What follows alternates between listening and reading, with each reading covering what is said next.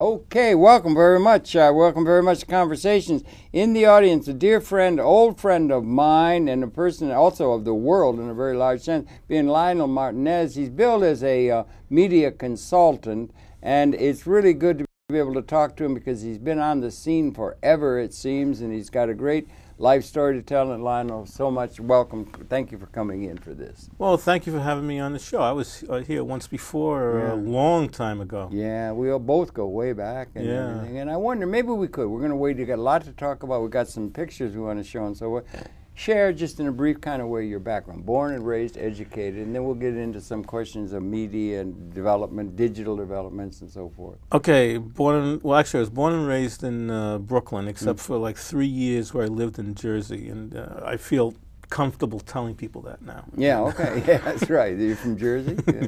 But it's only 3 years, and went to Erasmus, and I went to Brooklyn College. Originally, I studied psychology. You said that in the talk. Yeah, and but that was what they did there is more experimental psychology, and you run rats, and you do this, and you do all these kind of experiments. Could I ask you something on that? Psychology is so you can have such a different take on things if you're all the way from B.F. Skinner behavioralism to Rollo May, or that. And beyond that. Oh, and beyond eclectic. Where would you have been? Was there anyone in the canon that you particularly cottoned onto when you were studying psychology? I would have been an eclectic therapist. Yeah, right. Okay. But as I was moving along, and this was during the 60s, right, which was sort of like a speed bump. Yeah, right. It sure was, wasn't it? And so all of a sudden, my life sort of diffused real fast. I did all sorts of things, and so I would stop going for half a term. I'd go back for a term, or I'd stop. That was still in psychology, undergraduate. Right. Undergraduate, and then all of a sudden I discovered what I really wanted to do is film. Okay, good. You're a filmmaker. And I just concentrated on that. I was underground filmmaker. And I still have some films in the Filmmaker Cooperative. When did you get to, what year would it have been that you found this, epiphany or whatever to filmmaking? Around, I mean. Do I know how it happened? Okay, yes, by all means. Stories. That's what the television is about. It's bizarre. Yeah. It's bizarre. Okay. I had a hunk of hash. Yeah, right. Yeah. And I was smoking a hunk of hash. Yeah. And I was looking at the TV. Yeah. And I was watching a commercial. I think it was an early Alka-Seltzer commercial where they pointed at the stomachs and all that. I know that. I know the one, I think, yeah.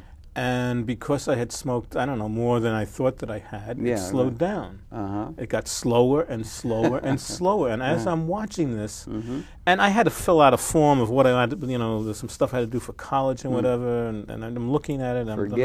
I'm not happy, and I'm looking at this thing running real slow. And I said, you must have seen hundreds of movies. Right. You really like movies. This is that little voice. Oh, you're talking to yourself. Yes. Yeah, right. You really, really like movies. Yeah. I mean, you like movies more than you like psychology. Yeah.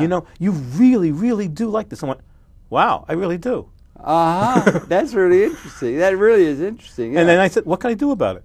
So I tried to shift everything. They wouldn't let me shift, and then I started taking some courses. Oh, so you took that lesson with that night and then applied it to the rest of your life. Yeah. Yeah, just really. Like It was an epiphany. Yeah, it is. It really was. Yeah, right, good. Yeah. I don't smoke hash anymore. No, well, that's another story. But everybody, there was, okay, right. But that's what happened. And so then I just shifted everything, and at the time the shift was sort of like radical. Yeah. For you personally or for the society? The people were starting to, you had a camcorder then. We started to have video come in. It made it easier than 16 millimeter and the No. This is way back. This is 16 millimeter and Steenbeck? No, this is before Steenbeck. Motorola upright. I became a cameraman and an editor, and I became more of an editor only because a lot of people I could hold pictures in my head. Okay. But not 100% like a picture memory, but I have a fair idea that if I saw this in this configuration, if I saw it again, I would know that configuration, sort of. And how it's going to fit into a thing, a storyline?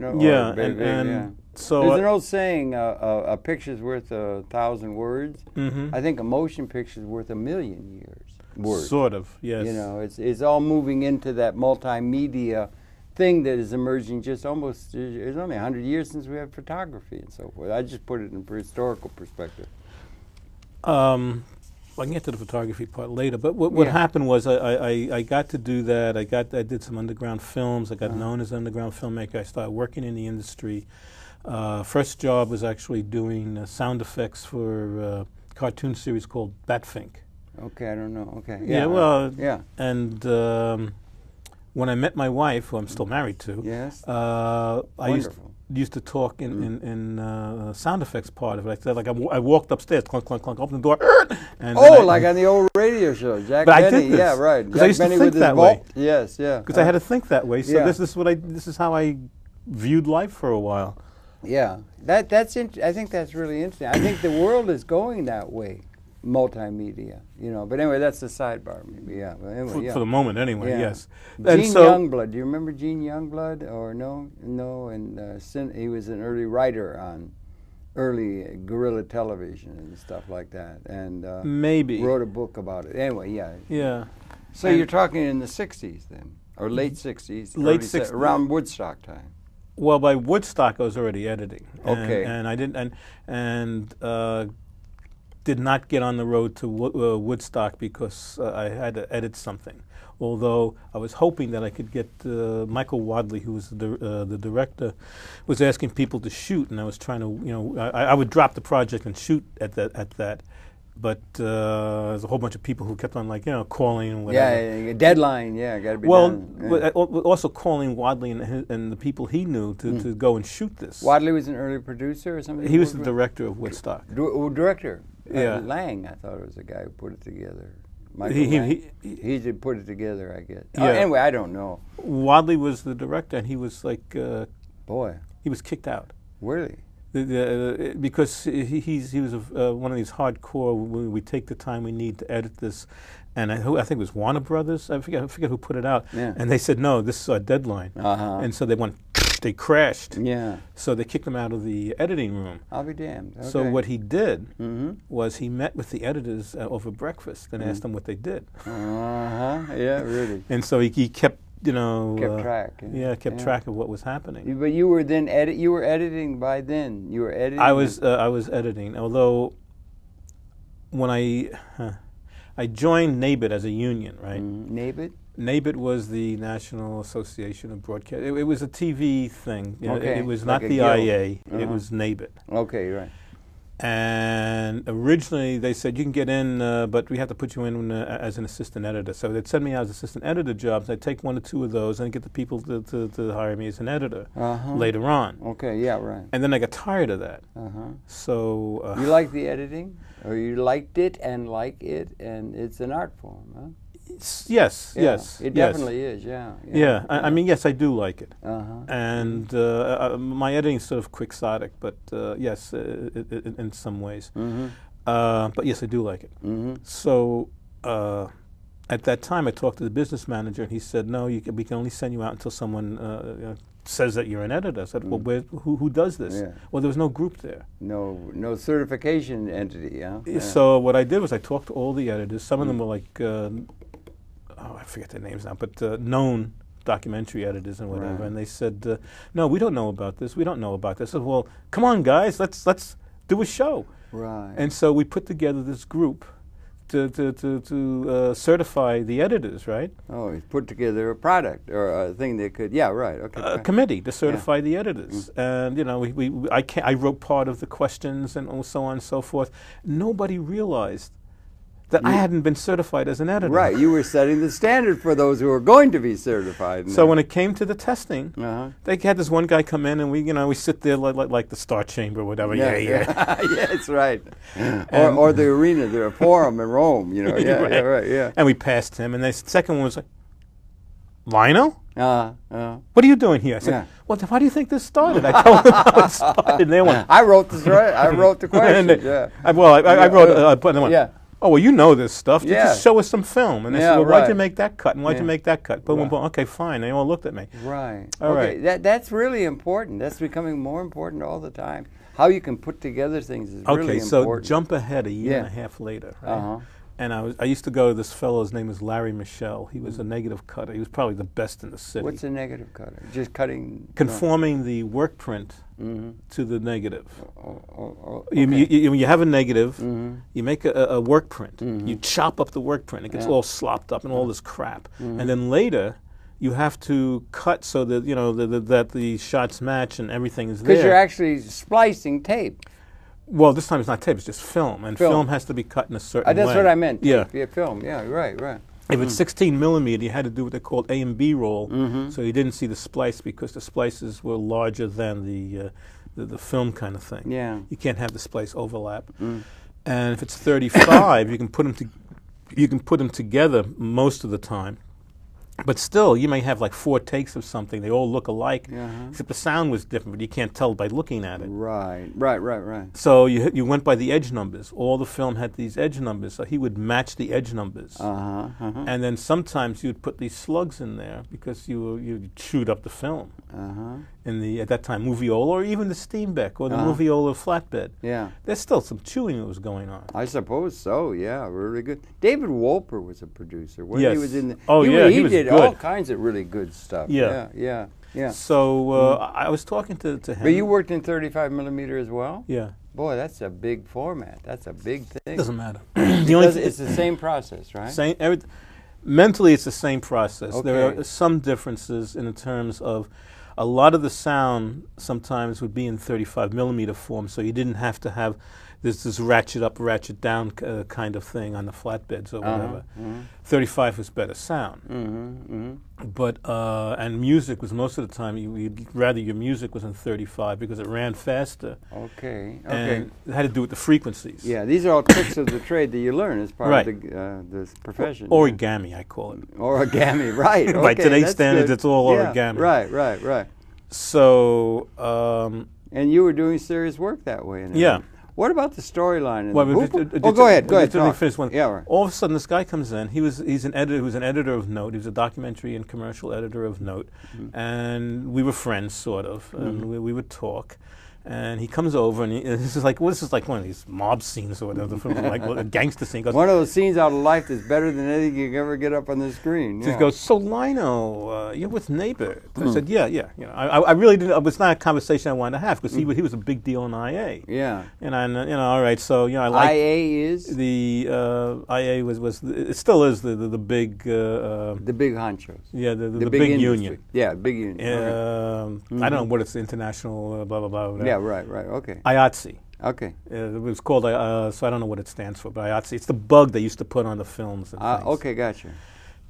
So there are IATSE editors, IATSE cameramen, IATSE projectors, IATSE sound people. That was the biggie. That was you have arrived. All these things still hold or not, but I don't want to take you out of your storyline. I don't know, really. Or the industry, because now it's getting down to where everything's so democratic or something. Yeah. But anyway, but pick it up where to a degree it holds. There's another thing that happens there, but that's all right. So so he says, we talk about this, and he says, how would you like to be in IA? 771. That was the local. It was the editor's local, and I said, oh, that's interesting, but first of all, at that time it was a $2,000 fee. Right. 3 people had to certify you. Yeah. You had to go through some sort of rigorous testing and whatever, and so on. I said, yeah, it would be good for me, but at this point... Not sure I'm ready for the big time? No, it's sort of a sideshow because I have to devote a lot of time and do this and do that and come up to 2,000 and whatever. Yeah. And he looks at me and says, you don't have to do that. Oh. I said, why? He said, no, you don't have to do that. You join, and you join this month, and we waive everything. Done! I did, and it was good for me. And I found out why. Why? Because they knew what I did for NABIT. There you go. And they would start pulling people out of NABIT. They pulled the cameramen out, and they started pulling the editors out. And when they came to me and they said, well, he's the guy who put this all together, they pulled me out. Right. That's incentive, yes, right, yeah. He's a pioneer in the field, yeah, good. Yeah. Well, congratulations, you got an AI then. IA, okay. It was good for me. It got me to work, let's say, at Wide World of Sports for a while, and different places like that. And then, because a lot of what I was doing got supplanted by videotape.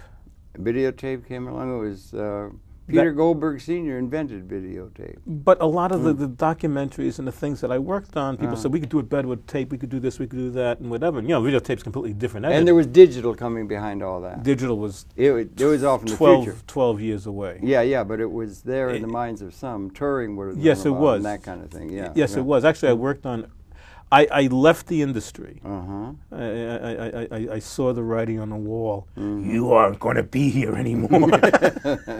And so I left the industry. And so I wrote books for like 10 years. Yeah, you've written about 7 books or something? Or is that right? Did I see in your bio or something? Yeah, something like that, yeah. Tick them off if you can. Okay, I wrote several cookbooks. I wrote 2 of them under someone. Yeah. Well, you're a chef or something? You're aficionado about food preparation? Oh, yeah. Really? Yes. I should. We should be inviting ourselves over for dinner more often. Young man. Yeah, I guess so. Yes.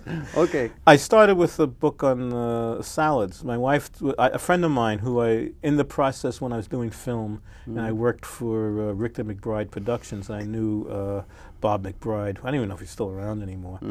I met someone who later became, he was like my agent, and he did a lot of, helped me out. As a writer, literary agent. Yeah. Did you have an agent when you were in the business of film and so forth? The union was. Just a union, but you didn't like have an agent, free agency? No. I always tried to do that, but I don't know why I never quite worked out. How it gels together. There's so many different skills involved in that, both in motion pictures and in television production. I'm never sure what the writing is. ASC or something you always have after initial in film. Right. And that's you got guilds or something where these things are. You have to go to barber college to become a barber and that kind of certification system. All of that's very complicated and everything, but particularly when it's put against when you can get something done really well done just by the seat of your pants. That's also recognized, I think. When they made Casablanca, they didn't even know they had a classic on there as they were making it. They thought it was another B movie or something. You understand what I'm saying? It's a serendipity. Ingrid Bergman thought she was gorgeous. But she thought it was a terrible film. Yeah, I know. Her whole life, she thought it was bad. Her daughters told her it was a great film. She says, I just don't get it. So how does it go? You're an editor, you got a director, you got a thing, you got a script writer, you got a person, you got to start with a property, you got to have a thing. How does that all come together, and what's the role of the editing process, or the editor, in terms of the director, and also in terms of the writer or the creator of the property and all that? How does it all work? Every project was different. At one point, I had, while I was still doing film, a reputation that it was based on something I did for somebody. But if you gave me, let's say, 4 minutes of film, I could give you a half-hour film. Right. And what I did is what people now do in digital, but I did it optically. The fellow he went to Europe. He did a film. It was supposed to be this kind of like really glitzy film about a drug, early beta blocker. Yeah. And Pfizer was, was like, they wanted to make a big deal of this, and then they wanted a big splash in Europe. And he went there, and he had a heart attack. So he came back with a third of what he was supposed to get. Now, I used to work for him, and he knew that I could, pull things out of the hat sometime. And he says, that's an interesting thing. Pull things out of a hat and work hands-on. And, somebody once said, somebody's there, and if you get a committee, it gets it messed up. You know what I'm saying? There's a certain kind of quality of a person who's got overview of what's going on, and the technical ability to bring those two things together. That's an important skill. So we made it. Skill set, I guess. Yeah. So we made an agreement of money and this, that, and the other thing, and then I looked at it and I said, what have I signed on to? Right, again, Lionel. Yeah. That's true. Right. This happens, and I go, wow, I don't know what I'm going to do. And then I said, well, why can't I do? And I'm going to use this as an example. Yeah. Okay.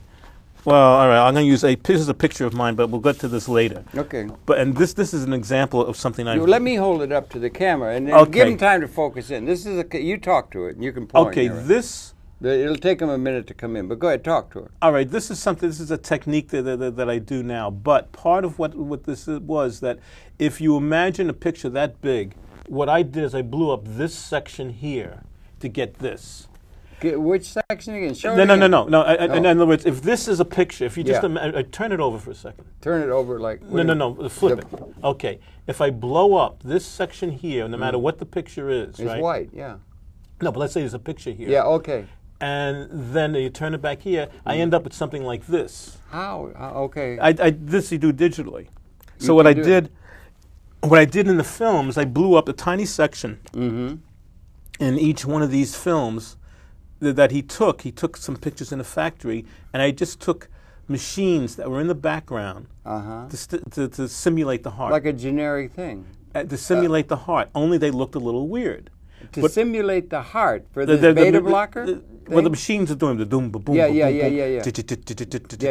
So they all had a rhythm. Right, right. So I put together with a rhythm, and then with the rhythm, the words go underneath. They look a little funny because they're extremely blown up, but I hold it all in one sequence. Yeah. So I dissolve from a regular sequence into that. Now this footage never existed until I made it exist. Good for you. That's creative, young man. And then all this footage, this length of footage, which never existed before, is now covering all the dialogue about the heart. And we come out of the heart, then... And it worked. The whole thing, including the end. I heard you say digital. Could this have been done before digital? And No, I did this on film. We do want to make a jump to what's digital now. Because we're now digital age. Now you can do this. Now, I mean, I could have just sat there and within a computer go bang, bang, bang, bang, bang, bang, bang, and it would have taken an hour or two. This took weeks because we had to see what it looked like, and we had to, because you're dealing with film. It's a chemical, mechanical process. Right, exactly, yeah. And it doesn't always behave the way you think it would.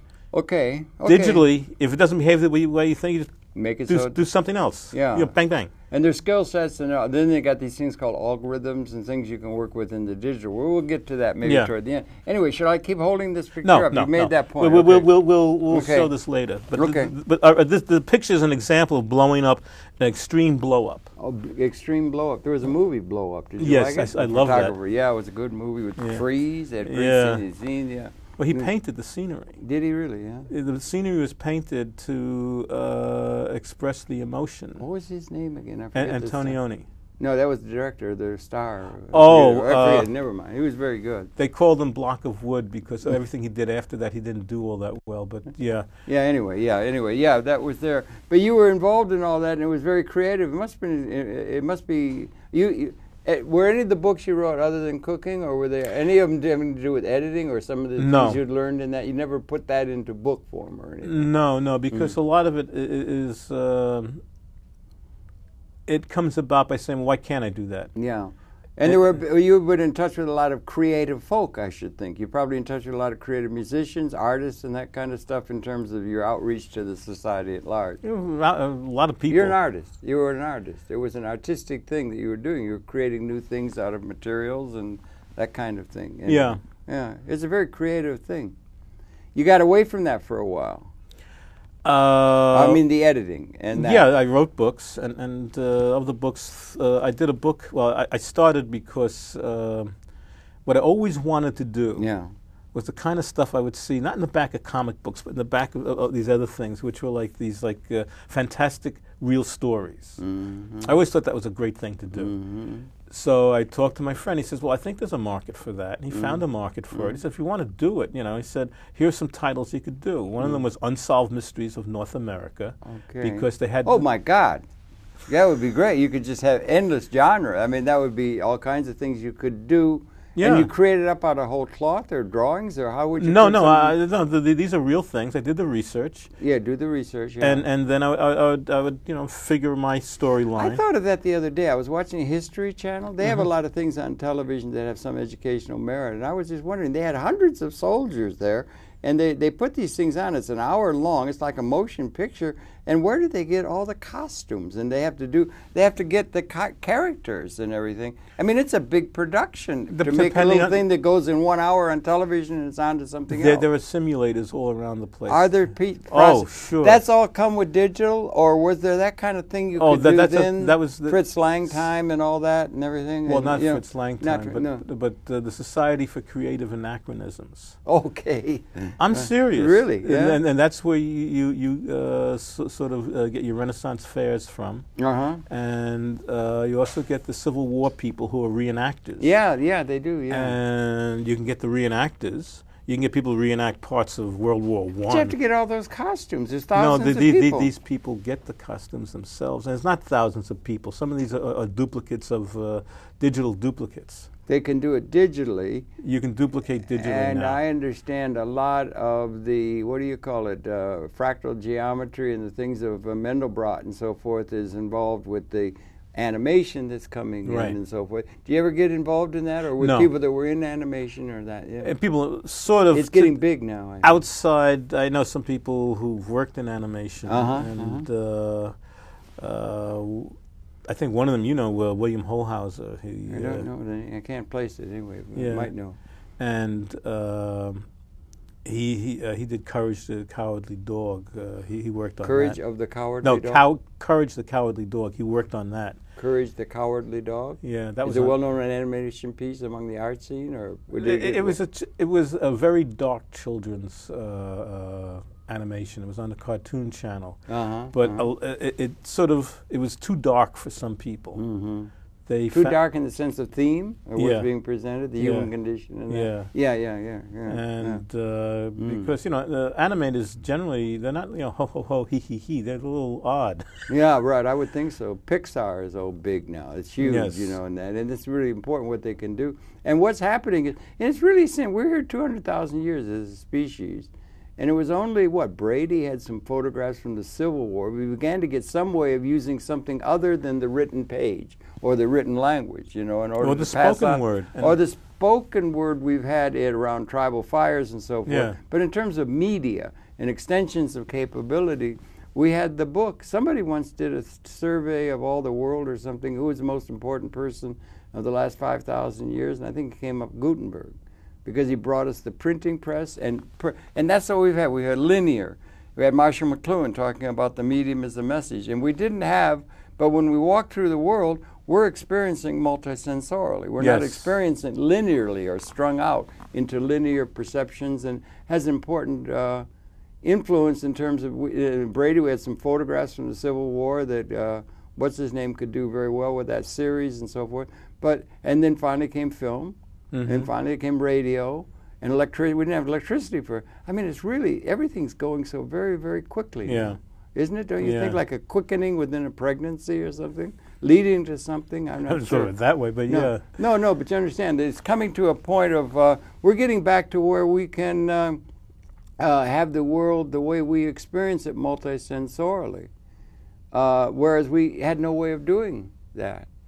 But part of what we do when we it's media experience the world, but we at the moment we always still, even though people say they multitask, it turns out they still concentrate here and then they jump to here, and it's still a point of concentration. I guess, yeah. And even though your points may be non-linear in terms, I concentrate on this, I concentrate on that, there's still a point, and there's still, I believe, that there's like a linear tag. But what's your point here might be mine's over there. Fine. It's a but go ahead. I didn't mean to go on. That's true. That's true.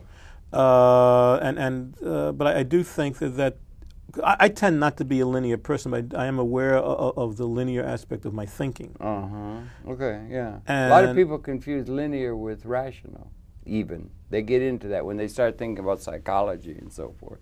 Oh, yeah, psychology. McLuhan said that it was a phonetic alphabet that shaped Western culture as much as anything else.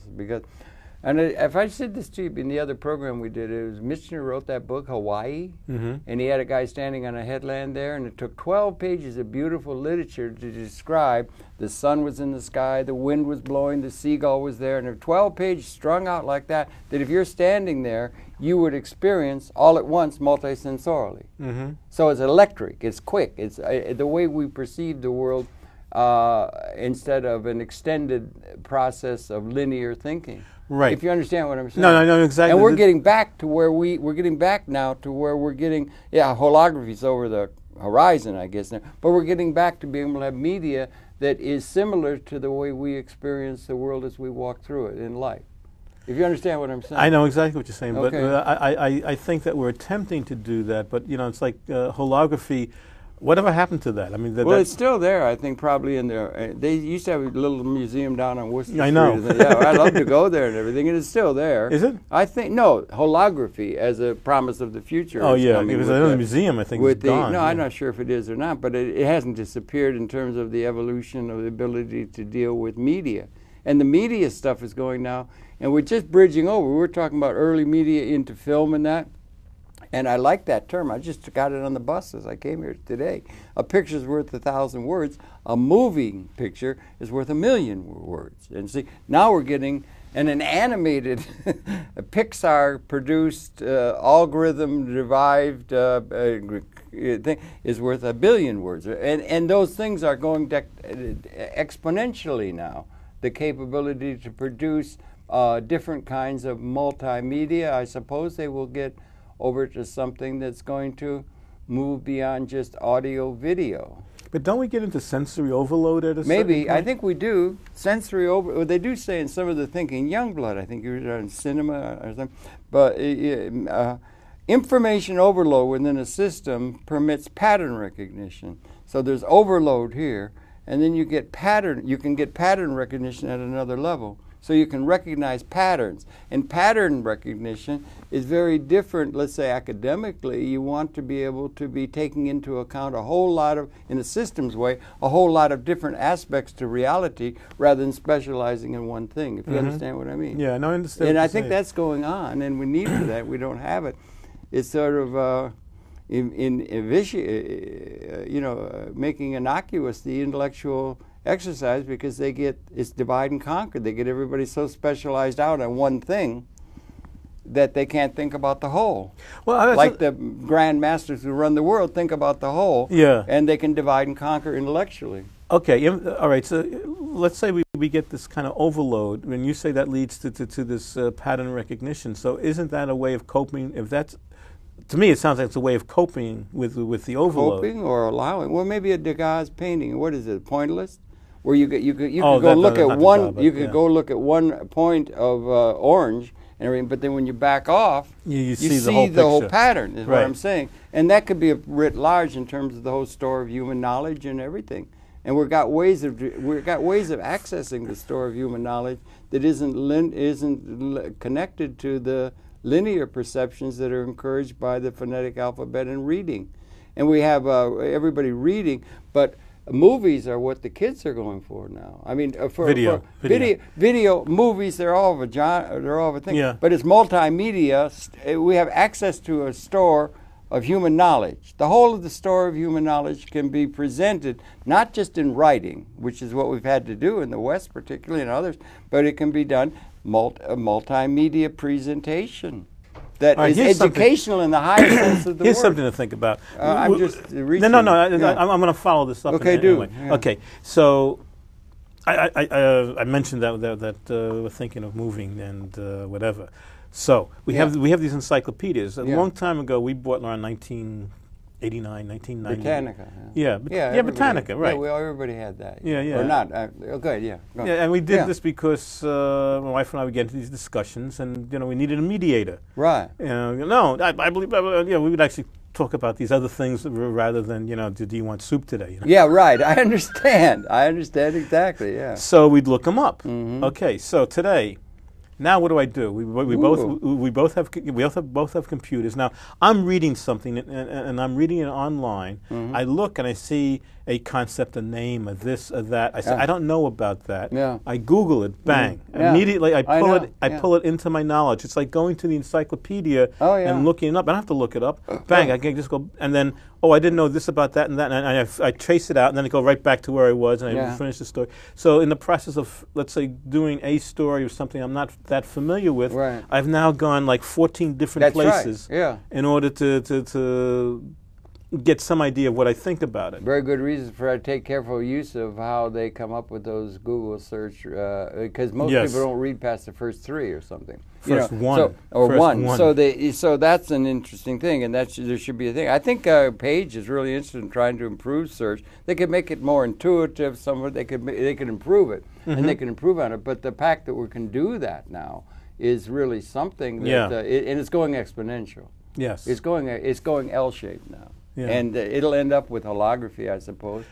Right now, the largest video display screens in the world. You mentioned the holography, but I don't see the holography. Well, I put it over the horizon, okay? But I don't see it happening. I mean, the most amazing thing about holography is that when you, let's say you have a holographic picture of this, right? And you take that picture, the hologram, and you cut that little piece of it, right?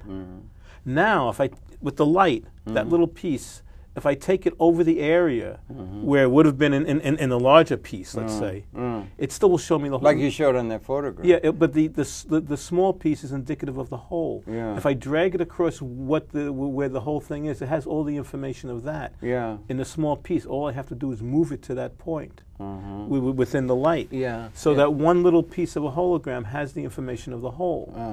Instead of seeing the whole hologram like this. Yeah. And I take this little piece, but if I take it through the light sources. Like you did with that picture you showed me. Yeah, yeah. But it has all the information. Okay. That small piece has that, which is amazing. Every day, I was just talking with Melanie, our facilitator, every day over the transom comes another friggin' revolution from every field. Do you understand? It's just so much change is coming and so much advancement is coming so rapidly. We really have to have some pattern recognition of what the world's going on and how does it fit into the larger issues of the cosmos, our purpose in universe, and all this sort of thing, because it's all extensions of consciousness that we have the capability of doing rather uniquely to the other creatures, it seems to me, and creating the environment other than in the Eden-like sense is given. Design. Yeah. We have a unique capability that way, and it's reaching certain kinds of points of the largest video display screens in the world, as I understand it now, are our planetariums.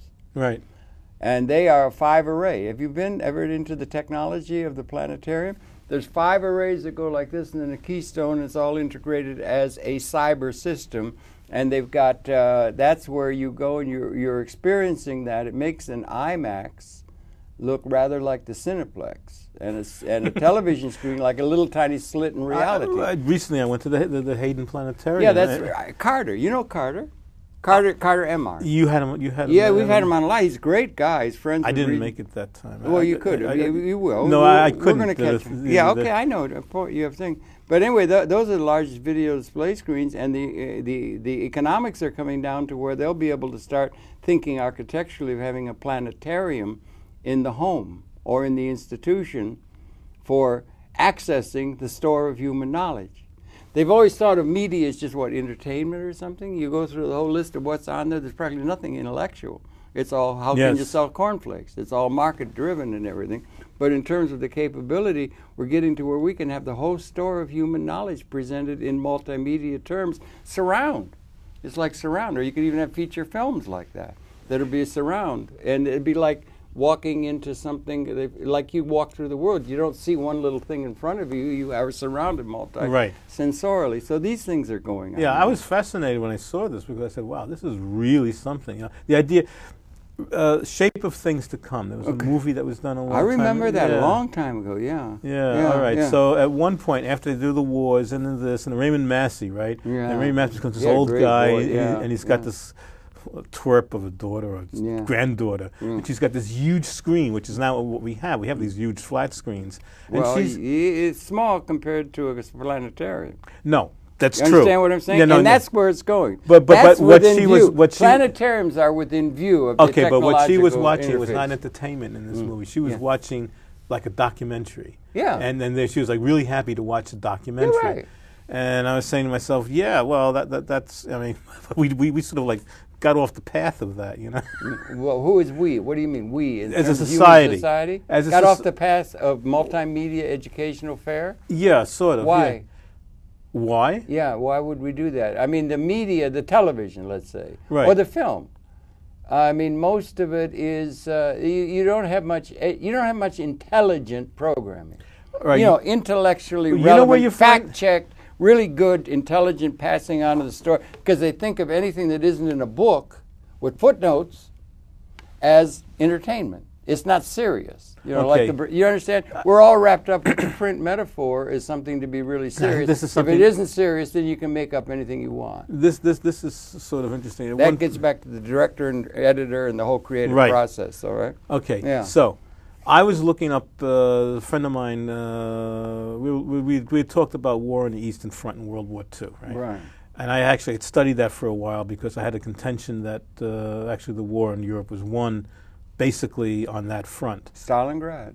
Well, after Stalingrad. After Stalingrad. Yeah, yeah. Right. Okay, but basically it was won on the Eastern Front. Yeah, okay. Yeah, the Russians. Yeah. They took the brunt of it, sure. While we were trying to talk about that, I looked up on Netflix. There's a couple of films about the Eastern Front and whatever that were done by the British, whatever, and available. Then I went on Netflix. Not Netflix. And then I went on YouTube. Yeah. The wealth of information was astounding. On intellectually relevant stuff to the war in the Eastern Front. Yeah. That's available. Okay, that's some of the people coming up with astounding. Stuff. Yeah. Bucky Fuller once said he thought the only thing universities will be doing is having all the people who are specialized in their fields creating multimedia presentations. That's what universities will become. Production centers for multimedia stores. That's very, yeah, and that makes sense. Yeah, it does to me too. Yeah. But anyway, go ahead. Yeah. So you find a lot on YouTube. Yeah. Yeah, and I looked up some things on the because one hobbies. What kind of hobby is that? I like to follow quantum physics, right? Oh, really? Okay. And so I looked up some stuff. What kind of things would you have on Netflix? You know, stuff I knew and stuff I didn't care. And Netflix are like feature films. Well, the documentaries, whatever was put out. They have some pretty good things on History Channel now. Yes, they do. And Nova. It's a great series in public television, and Frontline has good stuff. But when you get them done, boom. Yeah. If I go on YouTube, you have prominent people putting out some very, very interesting video documents. Right. Prominent scientists. That's right, and it's getting down to where people can have their say, even though it doesn't fit into an advertising campaign or meeting the cost of the production, which runs into millions of feature films and that kind of thing. It's getting down to where people, and now you got I read in the thing the other day, Lionel, 3/4 of the world population now have cell phones. 3/4 of the world population. And they get smartphone, Android and so forth, and the chips are getting smaller and more powerful all the time. So we're going to be swimming in bandwidth and capability to do things, and people are becoming. You're going to have pretty soon. You're going to have everybody in the world is going to have a television channel. Okay. Or where are we going? Okay. This is you just brought up an interesting point. It's something I noticed today on television. All right. Hot off the press. Hot off the well today, yes. but it's relevant. Today can't be any hotter. Yeah. And by the time anybody sees this, it won't be that hot. Yeah. Oh, okay. 30 seconds will have passed. Yes. The tornadoes that hit Alabama. Yeah, horrible. Horrible. Yeah. And a lot of people died. All right. Alabama has 49% of the people do not have the internet. 49% have no access to the state of Illinois? Alabama do not have access. How can that be so low? Because they're not educated and they're not and they're poor. That's a fact, right? Yeah, that's a fact. It's really low down in the social economic rate. One of the things that happened there when they did they're doing the interviews was that the people who went into the cellar, because they said they get these warnings all the time and whatever, they didn't pay any attention. Yeah, like Dorothy in Wizard of Oz, yeah.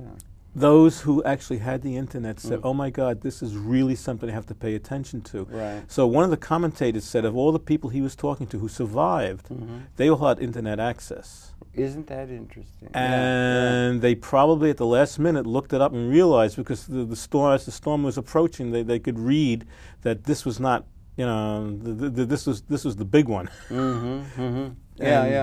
And a lot of people didn't survive. It's surmised did not have internet access. They just thought it was just any old storm. Right, because they're just going by whatever they can. Well, read they heard, they heard, and right. Much less the world. Yeah.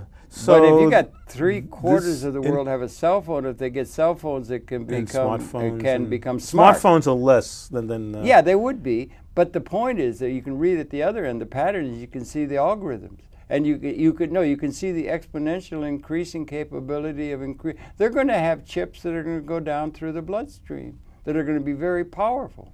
Fantastic Journey. Yeah, I know, really. Yeah, that kind of thing we had to film. We don't have little people, but you can put the chip in there. No, but you're getting more and more with less and less. Everything's getting smaller. You can put everything into nano. It's nano. The basis of nanotechnology is all the fractal geometry and everything, and that's also the basis of animation pictures. It's all moving so quickly. It's moving just exponentially.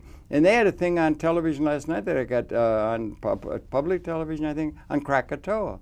The greatest natural disaster ever being recorded in 1883 out in Indonesia.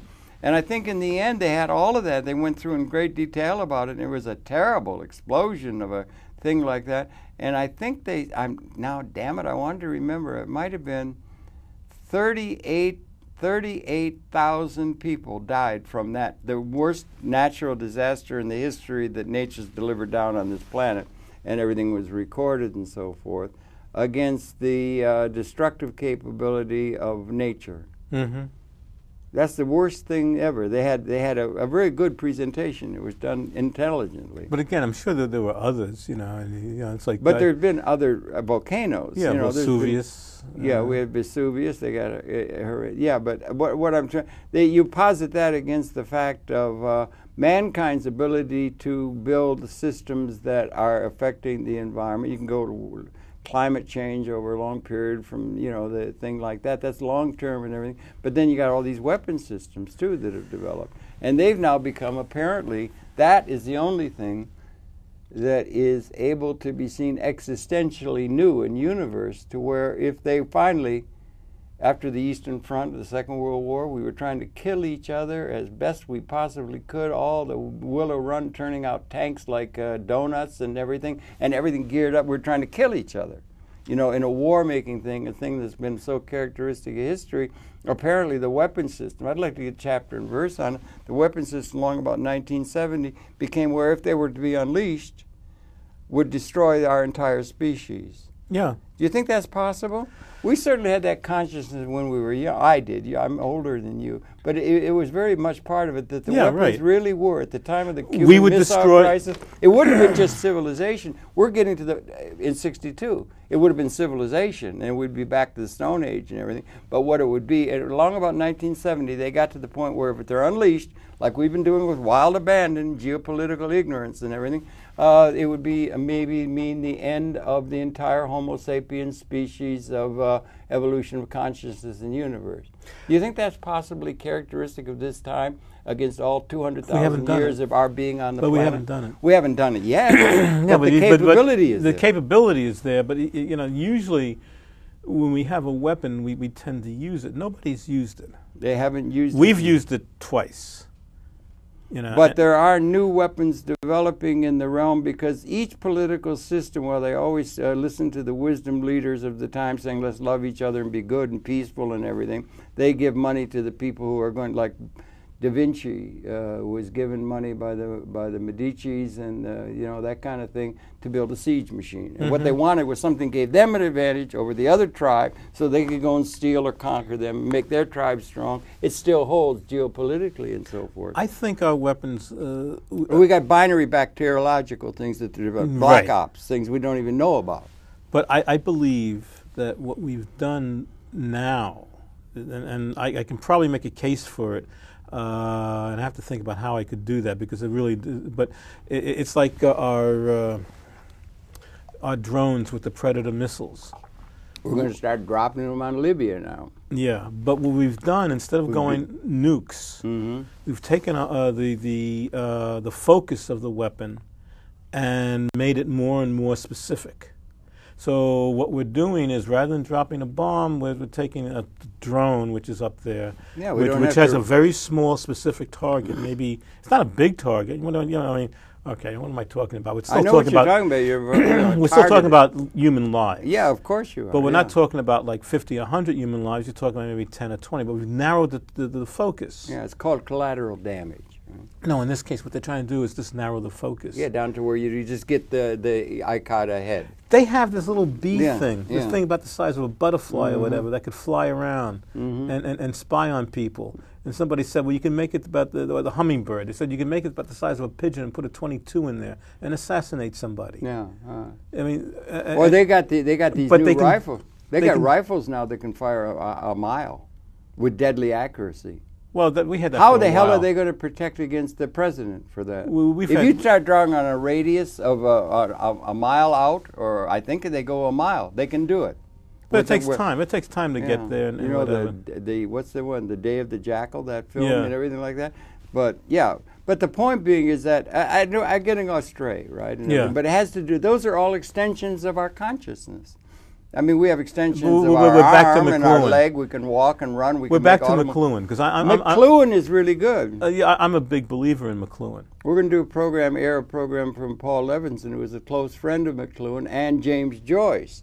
And McLuhan was very much a reader of James Joyce's. Maybe the most important person who saw the implications on consciousness of the extensions of media. And Joyce, with the Wake and that, he was reading that, and the thunders and so forth were new technological systems that are coming so rapidly now. And again, that's against 200,000 years. That's 10,000 generations. This is the defining generation. And where do we go after we get, if we don't do it all destructive, we also have a capability to perhaps provide for everybody in a way that's never been characteristic of history. Here's the thing. And the ecology. And maybe we'll reach a point where we're going to come into a new relationship in the cosmos in terms of evolution of consciousness. The positive side, the liberating side. Okay, you and I, age-wise, we're still fairly close. Well, I'm older. I'm 76 now. Oh, you're older. Yeah, I'm older. See, but we represent a certain way of thinking. Yeah, right. I mean, I may have maybe more. You're hipper. I mean, the younger you are, the hipper you are. I just did whatever I did, differently. Yeah. You know, and you did, you know, it. Yeah, but when you get to people who are even younger, they don't see this as happening fast, because this to them is their normal. Yeah. The rate of change to them is normal. Right. And the rate of doing things is normal. They don't see it as speeding up. They may see it speeding up a teeny bit. Well, it's always been like that. They say the old guys standing around talking about, oh, it was good when we had Dobbin rather than this silly car and things like that. It's always they're lagging, and the history lags by the oldsters and that.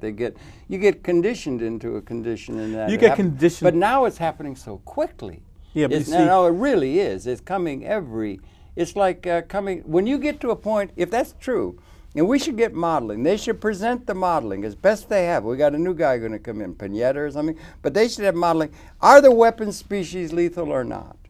That's a question that ought to be, as part of the record, made available. I think so. But at the level of capability, are they still under a Damoclean sword, the whole evolution of consciousness? I think and they never mention it, much less the averse side, which we may have transcended material scarcity. And the thing that we have ability to provide for everybody in a way that never we have, which might be what we're fighting about, and that the way of liberation, they never mention anything other than reifying or reestablishing all the outdated institutions of 200,000 years of our evolution, and we got something new, and our intellectual community is all co-opted by becoming so specialized they never think systems or patterns about what the hell's going on in larger terms, if you understand what I mean. Yeah, I understand what you're saying, and I think it has to do with, all right, we were sitting here in a television studio?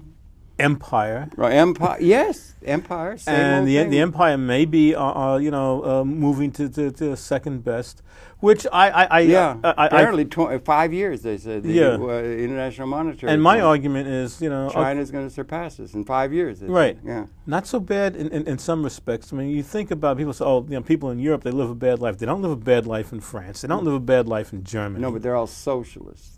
That's the thing that they'll say. They're all socialists. Okay, but they're not living a bad life. No. Number two may not necessarily be bad. Now, I must say that in all fairness, they got that way because the United States, in its grandiosity and also in its greed, extended the shield during the Cold War over them, so they didn't have to worry about it. Yeah.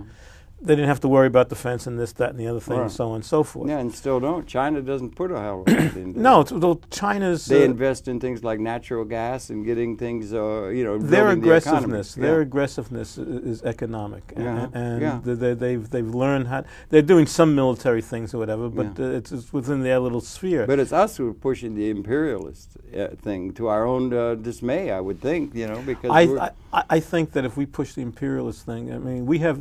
What the hell's Iraq? What's Afghanistan? What's Libya, for that matter? This is the spasm, the last spasm, because the people who really rule things are the international corporations and banks. International. That's right. In league with the political. Well, no, they use the political. See, they're not in league. They use it. They have their own agenda. Yeah. They don't really care. I mean, when Shell BP did whatever they did, and everybody thought, well, they were acting like this because they're British. No, they're international. They don't care. That's right. The nation state is going. It's becoming one big system. Gaia. We could start going to Gaia or something, or getting some sort of an idea of an interrelated system. Listen, we only got about 4 minutes left. You had some other photos. Oh. Is there any we could show quick or not? Yes, Within a 4-minute time frame? Yes. Whip them out quick and we'll show them? Okay. No, we've shown this, haven't we? We've shown this. All right. There's something else. Because I know you brought these in. You lugged them all the way through a rainy day. Okay, here. We want to make sure we get them in. This is something... Okay, bring it in, Josh, quick, and talk quick. We only got a couple minutes left. We're closing in on the end here. Quick. Do it fast. Talk fast. Okay, this is... Haiku.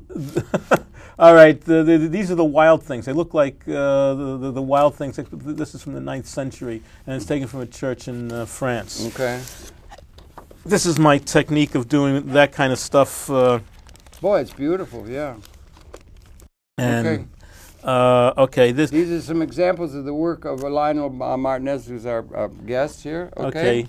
This is what I call digital imaging. This is from the museum. This is my museum series. I have a series of things I've done at MoMA of pictures, and that's one of them. Yeah, one of the problems we don't have enough time, Lionel, to go into. I know. I'm trying to do it as fast as possible. I know. We're all right. So this is again one of my MoMA series. MoMA. This was in the MoMA. Yeah. Yeah. Okay. Good for you. Congratulations. Yeah. Okay. Here. All right. Here. Okay. This is. Another image. See, that's an image that could be used against the background. Yes, it could. Here. Yes, we it could could be projecting this. Right, maybe you could. Can send me this. I could put it up in the background. And you want that? Maybe, yeah, maybe. Take that. No. Okay. You take it seriously? Seriously. Okay. I'm going to put that one aside. Okay. We'll try to see if we can get it projected as part of our thing. And this is the last one you brought. Is this the right thing, or is it? Yeah. And that. Do we have time for one more? One more. One more. About time for one more. Okay. One more picture. This is part of my Subway series. Subway series. You did a series of what? Of images, photographs. What were they? These are photographs I turn into painting kind of things. Okay. And I take them in the subway, and it's about the subway. I love you, Lionel. You're such a creative guy, and you're also so self-spoken, and you've done so much, and you're a photographer, as well as being an editor and so forth. Okay. All right. Media consultant, right? Media consultant. All right. Okay. Real fast. When we're talking about getting people on YouTube and things of that sort. That's part of what I do at the last time. How much time do we have? We got about 1 minute. 1 minute. And we got to run the credits. So it's okay, in the last minute, this is my commercial. Okay, do it quick. Quick. All right. All right. So what I do as a consultant is for people who get the picture off on this camera, George. Change the picture. There we go. Okay. Run the credits. People who want their message out on the internet and so on. And so we have a thing where we put them together on Twitter, on Facebook, and their own blog. Good. And YouTube. And we shoot them in the studio, and we do some media consultancy with them to get their message really well done. Good. And that's so good. Because now people want to see things on YouTube. Yeah, right. At their own time, at their own pace, and whatever. And there's a skill to being able to do that well and in an efficient way, right? Yes. And you help people do that. Yes. That's very good. That's a media consultant in a very real term. Your pleasure to have the perceptions of old hand, as it were, in terms of dealing with the media, that being Lionel Martinez. Happy to present that to you and the information about his work. Thanks for coming in, Lionel. It's great to see you.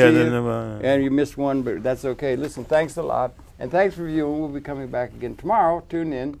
And again, Lionel Martinez, media consultant and all-around general artist and good guy. And thanks a lot for all the good work. All the best in the move and to the wife, okay? Thanks. Okay. And best to you, too. Oh, thank you. I'll take everything I can get along those lines. Thanks a lot. That's it for now. See you tomorrow. Okay, so I think we got it in. I think we've run over, actually.